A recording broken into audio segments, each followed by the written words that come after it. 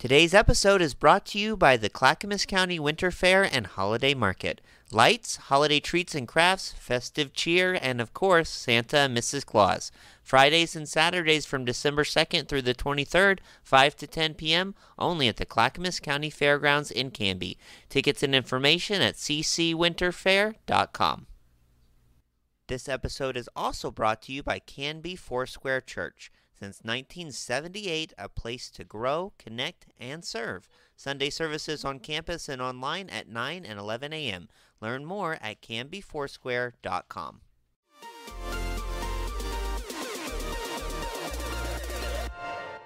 Welcome to Now Hear This Canby, your source for news. The threat of a possible teacher strike was avoided this week. There's a new, irresistibly cute creature winning over fans, and its name is Scootaloo. Sports. It's like Lucy in the football. You want to kick a field goal, if they take it away from you. We had to learn how to win. Goal can't be in the last second of the game! And interesting conversations. Because I'm one of the strongest girls ever, and I know that for a fact. I just really enjoy writing gossip as if I was a bear. With an old maid daughter that make the best moonshine in the coast. And if it would have hit me in the face, I think I would have died. I really do. I guarantee you would have died, man. Are you kidding me?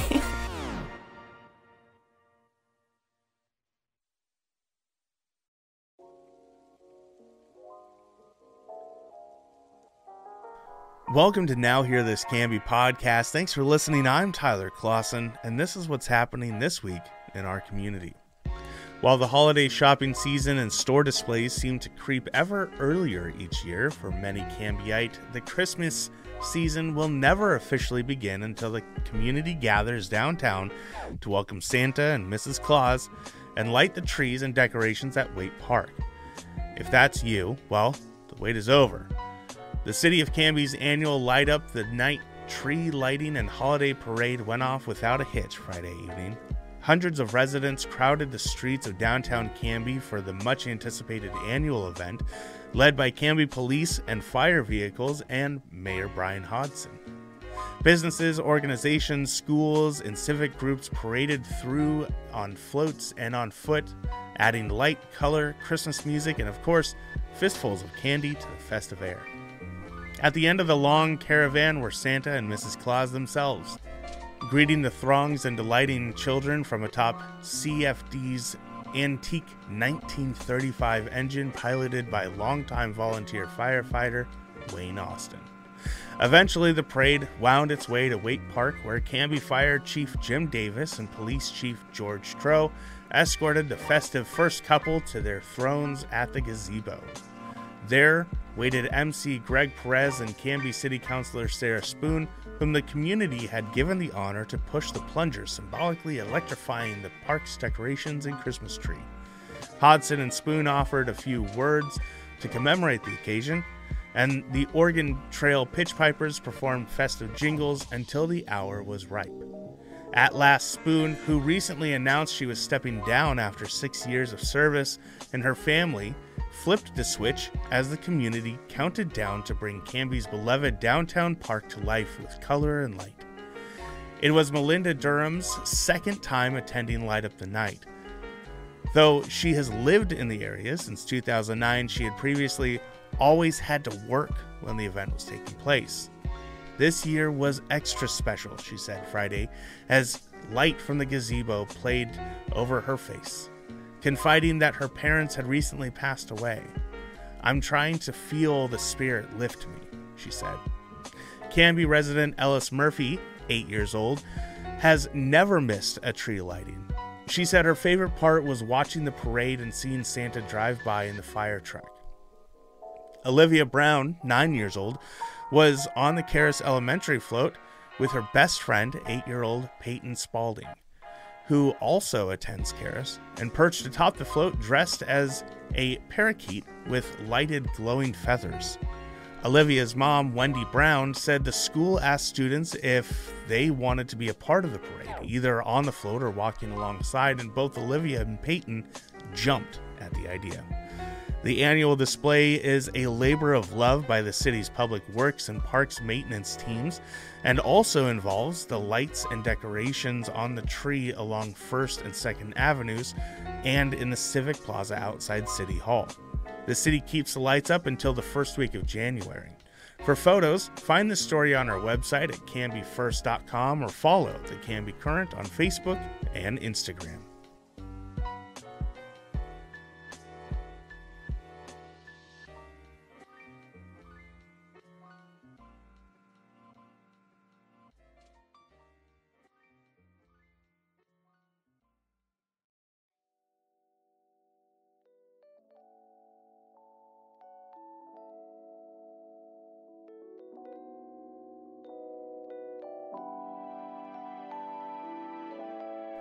It's beginning to look a lot like Christmas in the Canby area, and not just because downtown streets along with city businesses and homes throughout the community have donned their lights and other traditional holiday finery. Winter weather has also arrived in recent days, with freezing temperatures and even a bit of snow impacting residents and schools. The Canby School District opened 2 hours later Monday morning due to icy conditions, with classes at Baker Prairie Middle School and Canby High School starting at 10:40 a.m. and elementary and 91 schools starting at 10 a.m. Most other districts in Clackamas County also observed the 2-hour late start, including Oregon City and Molalla, as temperatures hovered just above freezing in the early morning hours. The delays came one day after the area's first real snow, a dusting on Sunday morning that lasted a few hours and whitened a few lawns but failed to stick to roads and sidewalks. According to the National Weather Service, the highest snowfall totals were in eastern Multnomah and Clackamas counties, with an accumulation of up to 3 inches reported in rural areas around Sandy, Hood River, and Gresham. Winter weather warnings the previous week largely failed to materialize in the valley, though areas surrounding Mount Hood were blanketed. Officials with Mount Hood National Forest, Multnomah County, announced on November 29th that they would be closing several seasonal gates due to unsafe driving conditions, including Trillium Lake and Upper Larch Mountain Road. Visit tripcheck.com or call 511 for updated road conditions. Clackamas County's networks of warming centers and shelters continues to operate when the weather is predicted to be 33 degrees or lower, including wind chill, or when other conditions making sleeping outdoors especially dangerous. Overnight shelter is available in Canby at Zoar Lutheran Church, 190 Southwest 3rd Avenue, from 6 p.m. to 7 a.m. A meal will be offered after church activities. The Canby Public Library, 220 Northeast 2nd Avenue, is also available as a daytime warming center during normal business hours, whenever temperatures reach 35 degrees or lower, for a maximum stay of 2 hours. For a complete list of daytime warming centers and other information, visit clackamas.us/relief.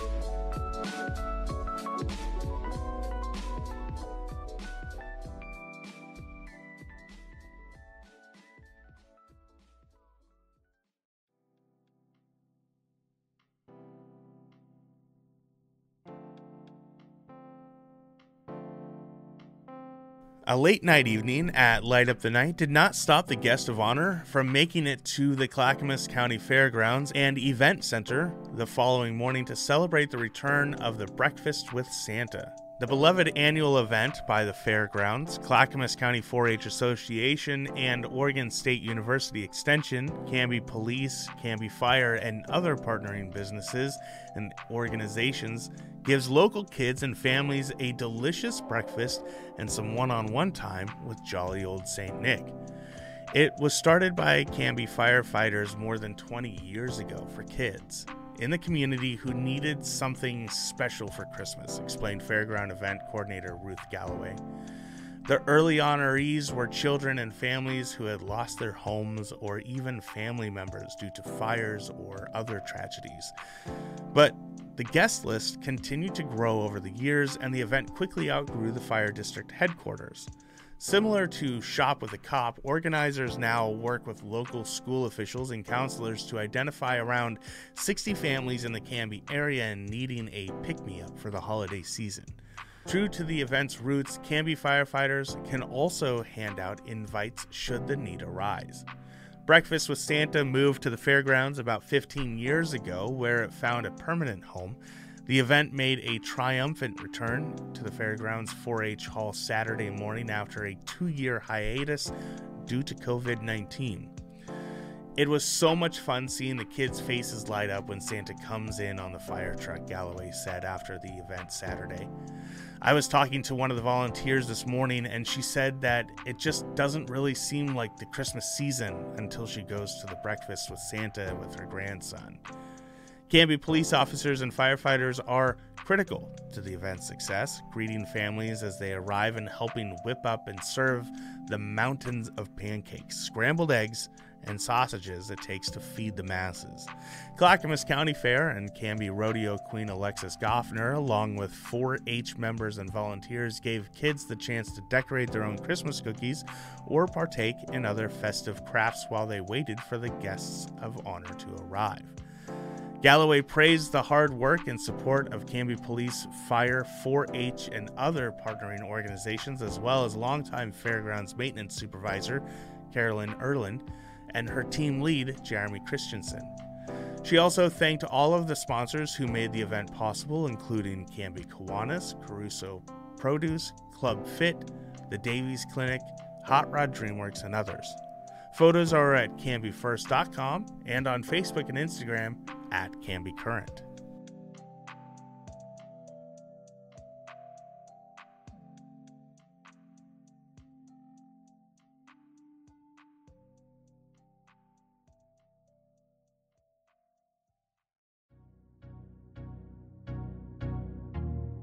A home in northwest Canby was seriously damaged in a 2-alarm fire last week. The Canby Fire District responded to the scene at the 700 block of Northwest 6th Avenue near North Birch at approximately 8:30 p.m. Tuesday, November 30th. I first heard sirens about 8:30 p.m. and went outside to see what was happening, neighbor Puri Tharp told Now Hear This Canby. I saw the owner just pulling around the corner and being stopped by emergency personnel. The fire appeared to have started in the back of the house. No one was home at the time. Fire officials said that they believe the blaze was caused by high winds. The neighborhood experienced heavy smoke for over an hour until the fire was contained.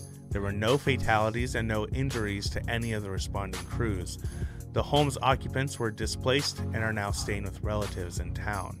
A GoFundMe page and other efforts are in development to help the family. We'll share those details once they are set up.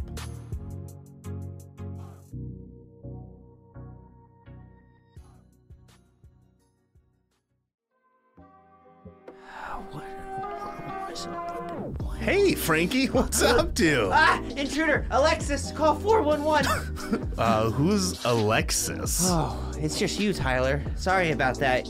You know, the days are getting shorter and darker, and before you know it, 6 p.m. is gonna feel like midnight, and with the holidays coming, Christmas deliveries on the way and all, I've been getting more security conscious, and I guess it's just making me a little paranoid. Yeah, so that's what all this is. Looks like quite the setup. Oh yeah. We decided to really invest in a top-of-the-line Wi-Fi connected video security system. Just one little problem. What's that?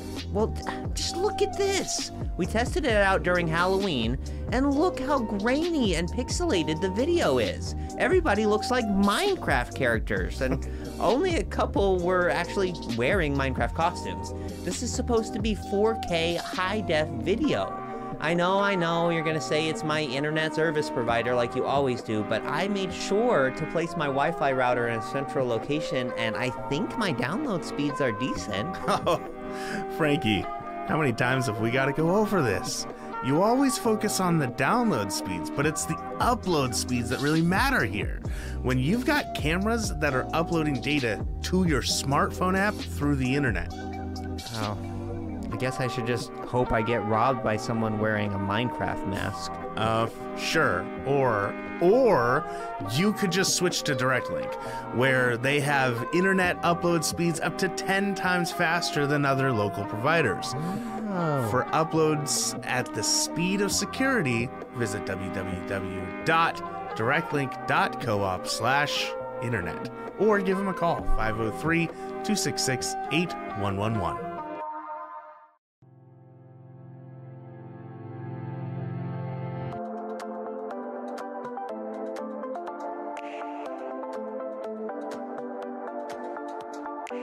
Sitting here in the lovely home of Jeff and Allison Hartwell on North Juniper Street with Jeff and Allison. Hey, guys. Hi. How you doing? Good. We are here to talk about your beautiful Christmas display that you guys do every year.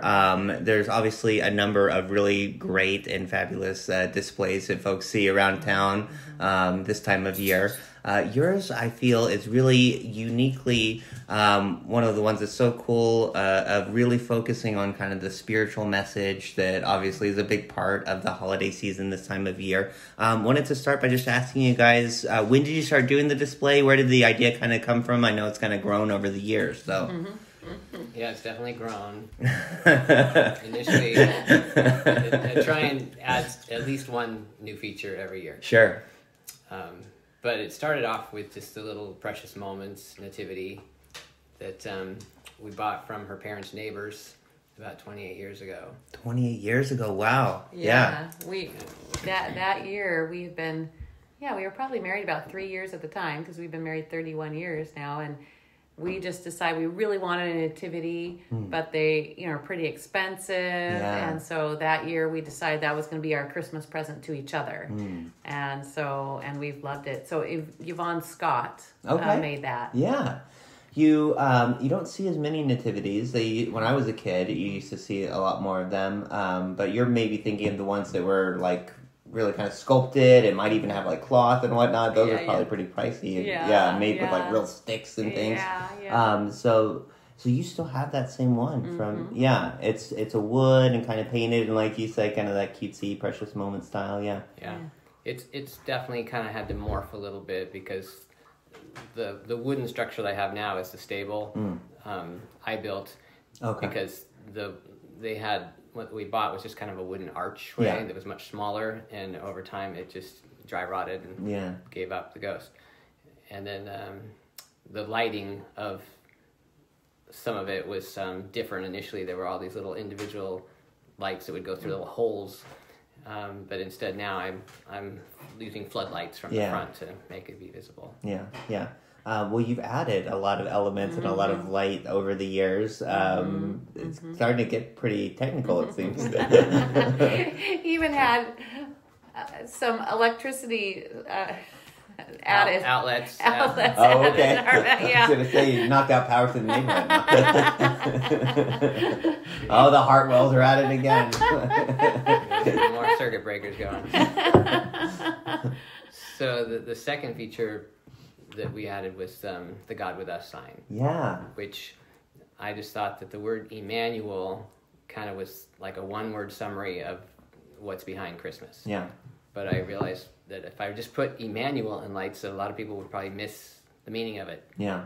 So I'm going to spell this out. God with us. This is the incarnation. And so I always had that somewhere behind the nativity. Yeah. I built it pretty big, initially thinking it was going to go on my roof. Yeah. We were at a different house. You made it. Yeah. It is large. How big is it? There's 3 sections to it, but it's about 14, 15 feet tall. Wow. Yeah. And so... it's like billboard size. Yeah. Because I thought it was going to... I'm trying to remember, but it's circular or... Heart-shaped. Heart-shaped. Well, it's not initially heart-shaped. Okay. There's just 3 rectangular signs. God over us. Yeah. And it's kind of funny, every year I have to chuckle because I have to take the whole thing apart and I have to put on these big, long 16-foot 2x4s and I have to label where it is. And one spot says, bottom of God. God's got a backside. You got a bottom too. You got to do what you got to do. Yeah. But I didn't add the heart until probably 5 years ago. Yeah. I just wanted to spice it up a little bit and add the idea of God sent his son because he loved the world, right? Yeah. So the heart was added, and I think that really sets it off, makes it much better. Yeah. We have this, we play in our van sometimes Bible stories. It's like a audio version of a children's version of the Bible. Yeah. And the kids love to listen to it. But my 3-year-old, when he asks for it, he'll say, can you turn God on? Or sometimes ask, can you play God? Which also is inappropriate. But anyway. That's cute. That's funny. Sure, I'll turn God on. Well, I do have, Jeff, our previous house had a small yard, and so he filled that up, but then we moved here, and he's like, I got it. Now we have a double lot, so we got a lot more room. Yeah, really have sprawled in recent years. Yeah, and he's really, besides the nativity out there, and maybe the wise men still seek him, which he's made everything else and just comes up with it out of his head, and even the addition this year, although the snowman nativity I came up with, and we built together, but the addition this year at the far end, the wise men bowing, I was shocked to see what he came up with, but that's actually our hot tub cover went bad and it got waterlogged and it was like 200 pounds, so it was really heavy to lift up, so we had to replace it. And then the next thing I know, I go into the shop and I see half of the hot tub cover with this beautiful display being painted on it. Wow. And so he totally came up with that, and just out of our hot tub cover. So and it's hand painted? Spray painted. Spray painted, yeah. So the angel is cut out and backlit. Yeah. And the Bethlehem star is backlit. But he's not one on now. Exactly. He's very good. That's awesome. The shop out there. Yeah. Then it's the silhouette of the shepherds and the sheep. They're not painted. I just cut those out of like a plastic sheet. Yeah. Awesome. Just glued them on. Cool. So what would you guys say is kind of, obviously it's grown over the years, you've been doing it for a long time. I know it's not easy, probably. It's a lot of work. But what's the motivation doing this every year? Oh, it's just a passion to share Christ with people. Yeah. And remind everybody that it's not about Santa Claus. We're celebrating Jesus' birth. And so I had done a study on the kingdom of God and recognizing how Jesus was coming here to be the king. Yeah. And so that inspired last year's new edition, which is the round sign that was made out of an old table that says, "Joy to the world, our king is born." Cool. So just little things like that, whatever God's doing in my heart that particular year might inspire the new feature. Yeah. Do you have any idea like how many hours you kind of put into the display over the years and building it and fixing it and setting it up and tearing it down? Yeah, Allison might have a better idea. I know. 10,000 hours this year alone now. I haven't kept track of those hours, but Mark Smith drove by with his family. Oh, cool. A week ago. Yeah. And it was like, how long does it take you to set this all up? I'm like, about a week, but I'm working full time, so it's in the evenings after work and on the weekends. But yeah, it's not just a one-day project. Yeah, absolutely. What other things have you heard from people or heard from the community in terms of the response? Allison hears more than me because she's on Facebook and posts things and gets notifications back, so you can tell them. Yeah, no, and I just have fun posting pictures, and people enjoy it, and lots of different comments, but some on, of course, how pretty it is, but then there have been some comments on the meaning behind it, that it looks intentional, which it is, and then other comments like, I've seen that nativity around for a lot of years because we've been in Canby a lot of years, and we've had it for so long, so that's kind of fun. But not as many comments, I guess, people driving by because we're not out there most of the time. It's always in the winter. Yeah. Do you notice folks kind of stopping to look at it? And they slow down. Yeah. That's fun. So we had some friends last year. She had like her hairstylist, and I had a patient who said, you guys should enter that contest next year, and so that's why we did this year. Yeah, the Canby Christmas Tour of Life, little plug, canbychristmasstore.com, check that out, listeners.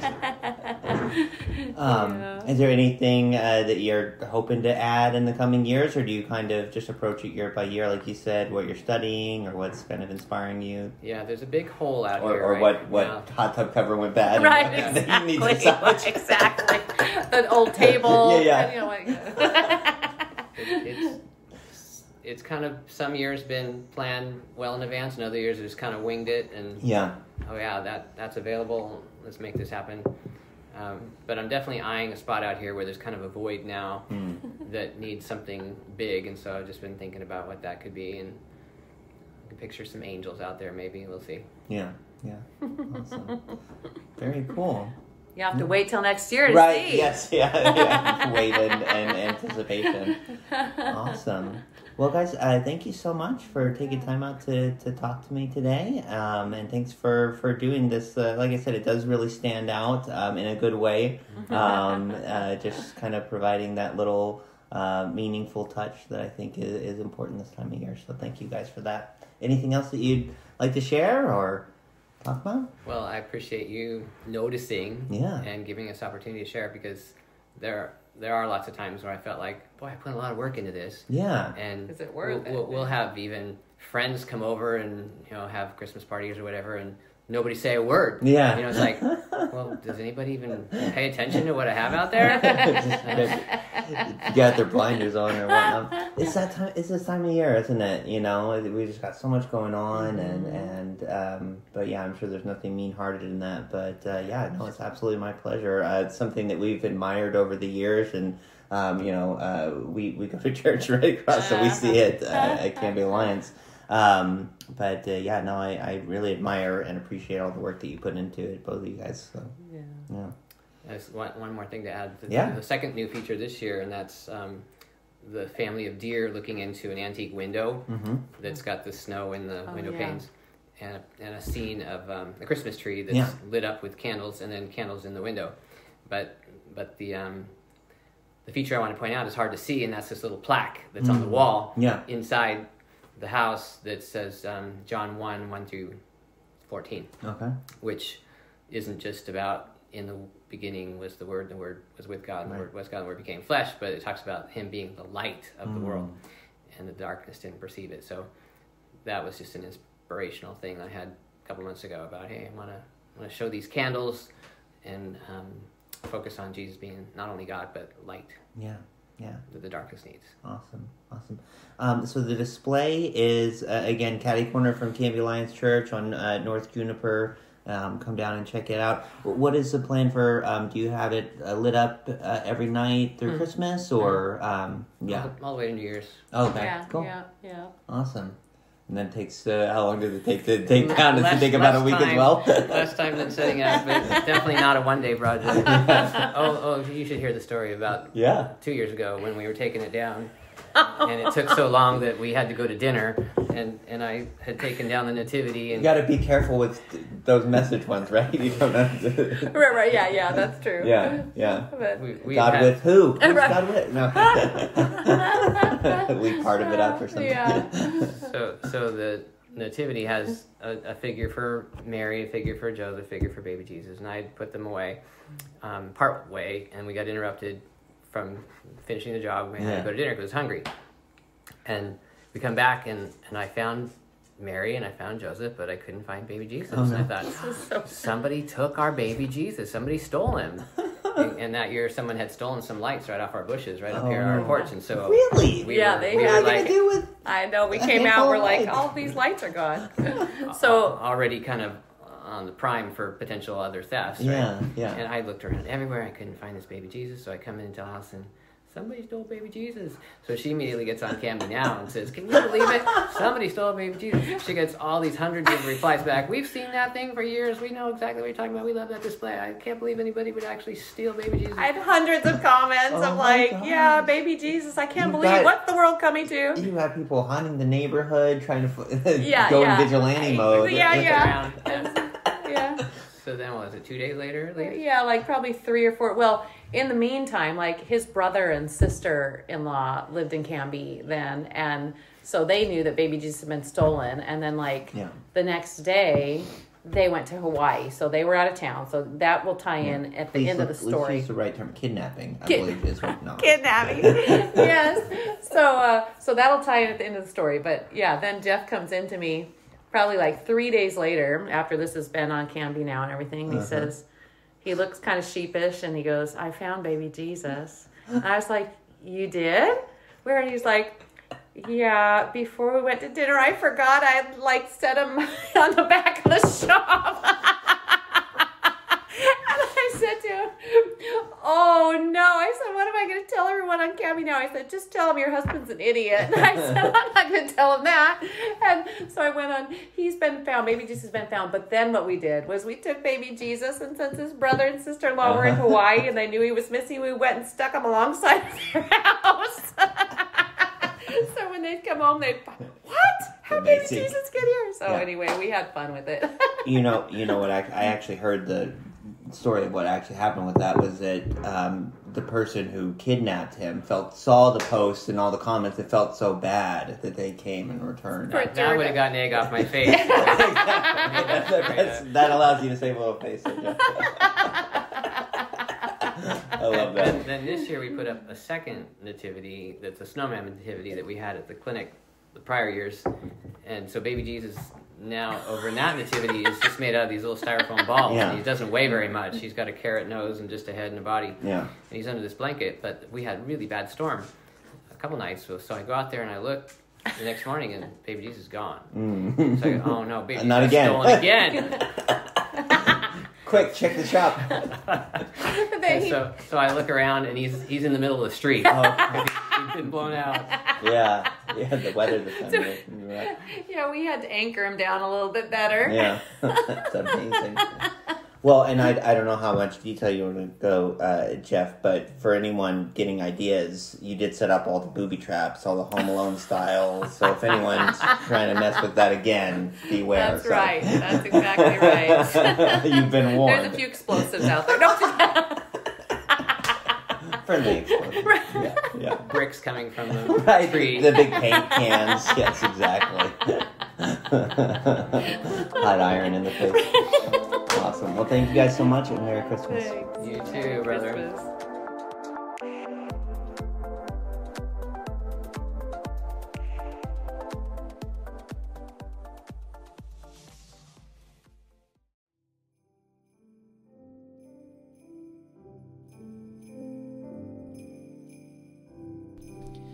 Ho, ho, ho! Nobody does Christmas like Canby, and the Clackamas County Fairgrounds and Event Center is proving that this year with their spectacular 3rd annual Winter Fair and first ever holiday market. On Friday and Saturday nights from December 2nd through the 23rd, celebrate the festive period at the Clackamas County Fairgrounds as you've never seen it before. Decked out in a carefully designed half-mile holiday walkthrough experience featuring more than 200,000 lights and show-stopping animations. It's the best of both worlds with top-of-the-line, cutting-edge LED technology and music combined with thoughtful and artistic tributes to our most time-honored and beloved country and Christmas traditions.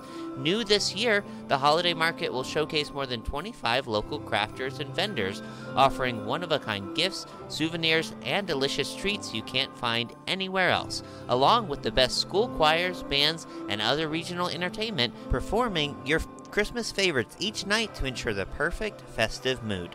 Round out your trip to the Winter Fair with a visit to Santa's Workshop to meet the jolly old elf himself for family photos every day of the fair until 8 p.m. Tickets are on sale now, $10 for adults and teens and $5 for children aged 4 to 12. Parking and children 3 and under are free. For tickets and information, visit ccwinterfair.com. Happy holidays to you and yours, and a very Merry Christmas.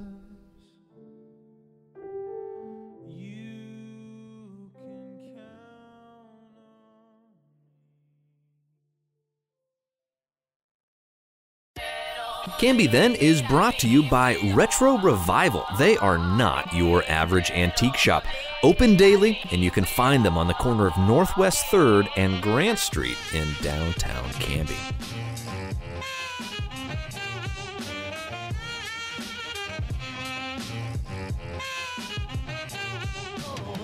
Well, today marks the final entry in our series on Canby's remarkable athletes and sports heroes.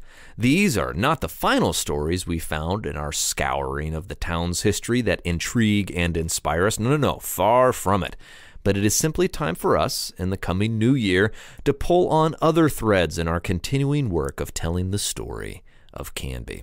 In this series, we have seen folks from our little town accomplish amazing things. We've seen a pint-sized former Clackamas County beauty queen outshoot grown men in archery long-distance competitions. We've seen a farm boy who was told he'd be too fat to go on to beat the greatest wrestler in the history of the sport, whom no other man had ever beaten before or since. And we've seen a soft-spoken slugger who grew up in the shadow of his Hall of Fame older brother, make it all the way to the major leagues, where Rogers Hornsby put him in the same company as Lou Gehrig and Babe Ruth. We've seen a football coach whose legendary wisdom was so great and his snot rocket so legendary, his players are still talking about them almost 40 years later. But today, we have two stories that may yet astound you even more.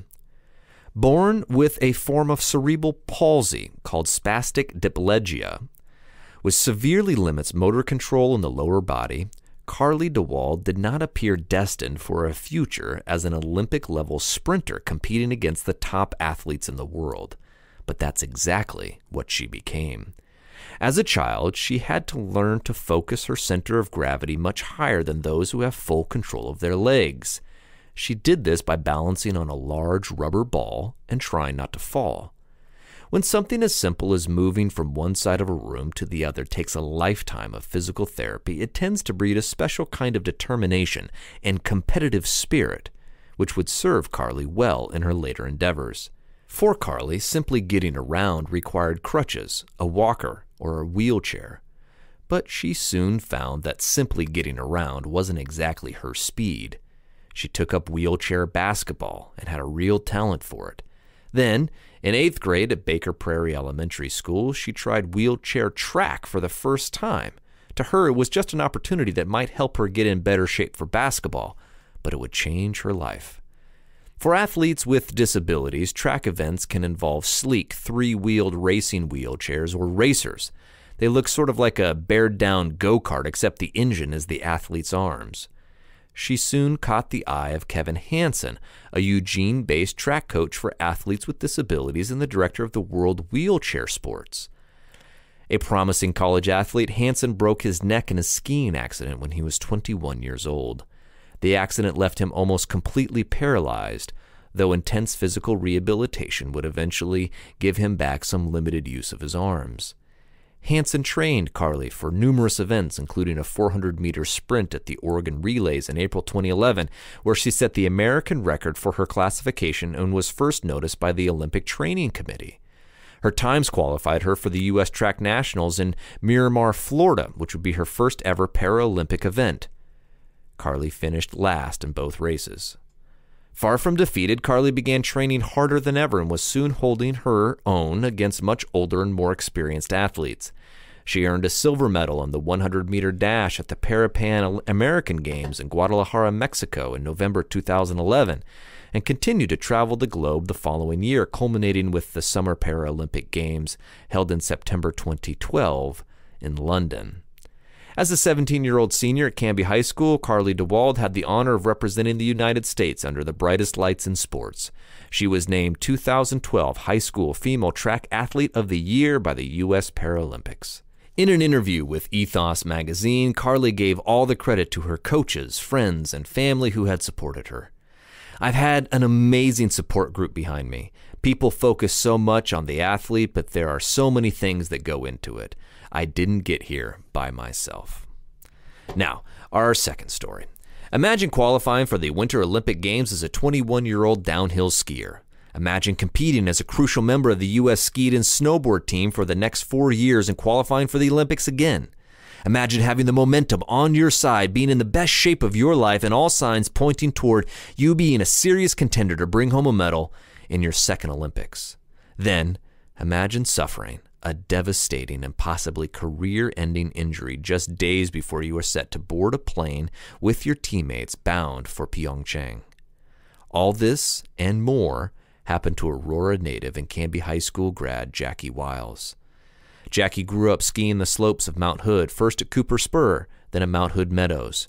Her older brother, Steele, recalled how she exhibited the trait that would come to define her athletic career even as a 4-year-old on the bunny slope.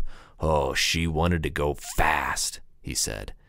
Yes, Jackie wanted to go fast, and she did go fast. Her blazing speed and fearless drive to compete pushed her through high school athletics and then to the top of the nation's charts of competitive skiers before she could legally buy a drink.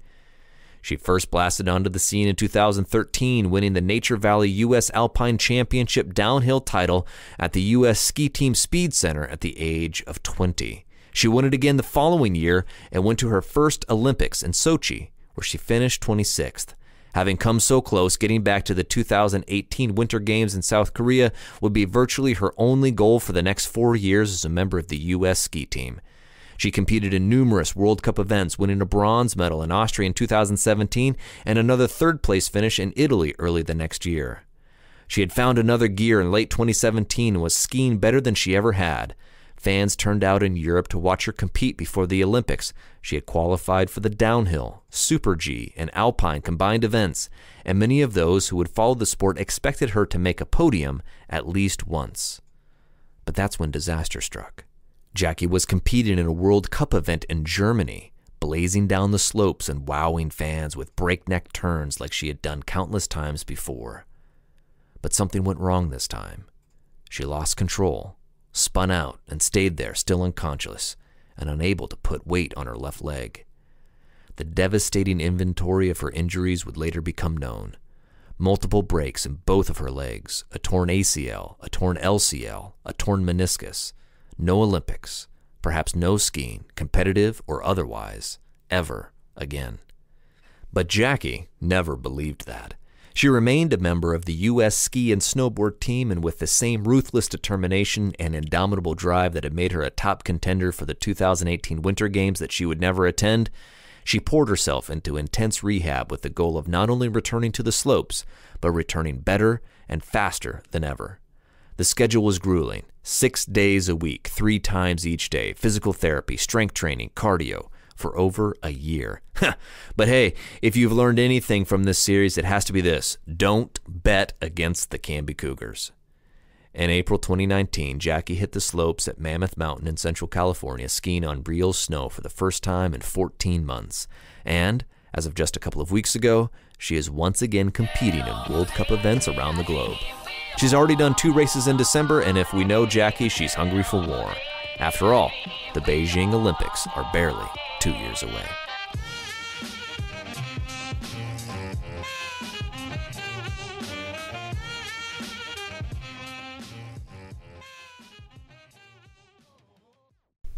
Tyler, did you know that the Australian lyrebird can mimic any sound that it hears, even chainsaws? No, that's super interesting. Did you know that a baby puffin is called a puffling? Or that baby sea otters can't swim, so their moms wrap them up in pieces of kelp until they learn how to paddle? Wait, do you know any trivia that isn't like animal related? Not really, but here's some stuff you may not know about the Wild Hare Saloon, where Canby goes to eat and have fun. Okay. The Wild Hare is one of Canby's longest running locally owned restaurants. Owners Joan and Darren Moden have been in business for 16 years. That's cool. Yeah, heck, you were just a baby back then. Wait, what? And they love to give back. They've been members of the Canby Chamber for that long, and they donate over $20,000 to local sports, FFA programs, and civic organizations each year. Wow, I'm legitimately caught off. That's cool. Yeah, they also support more than 30 jobs in the community through their award-winning staff, some of them as young as 18. Hey, that's older than you are.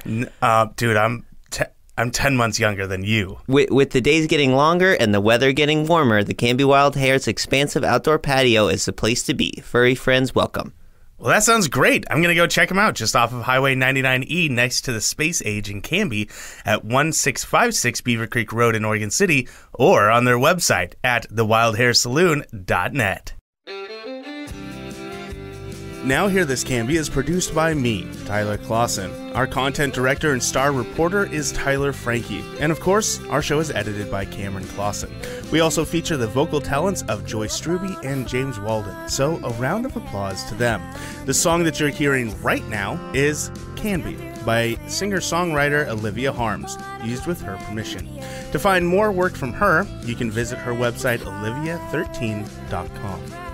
Now Hear This Canby is dedicated to preserving independent local journalism and redefining local news with our fun, fresh, and energetic brand of storytelling. Our sincere thanks to our local sponsors who make this show possible. Please show your appreciation by supporting the small businesses who support us. The production of Now Hear This Studios, Canby's locally owned full-service audio, video, and media production company. Our mission is to produce the best content in the universe, and we'd love to help you do it. Find us online at nhtstudios.com.